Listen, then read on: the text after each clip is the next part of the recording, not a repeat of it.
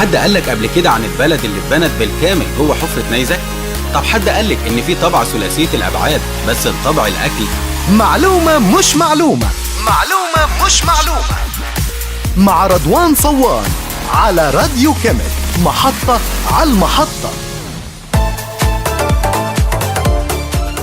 أصدقائي صديقاتي، أهلا ومرحبا بيكم في حلقة جديدة ومعلومة مش معلومة.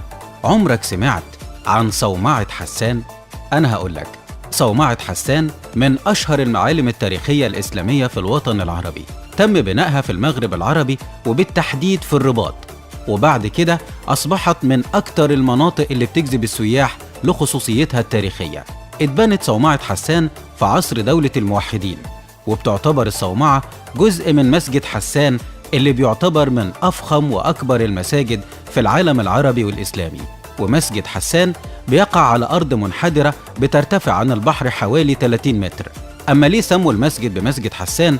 فهو نسبة لقبيلة كانت تدعى بنو الحسان، وكانوا بيسكنوا الرباط في الوقت ده. صومعة حسان بتدل على عظمة وفخامة المسجد، وبيقولوا إنها الشقيقة الثالثة لصومعة الكتيبة بمراكش وصومعة الخيرالله في إشبيلية. شكلها عبارة عن شكل مربع، وارتفاعها حوالي 44 متر، وعرض جدار الصومعة حوالي 2.5 متر، وده اللي بيحفظ توازنها.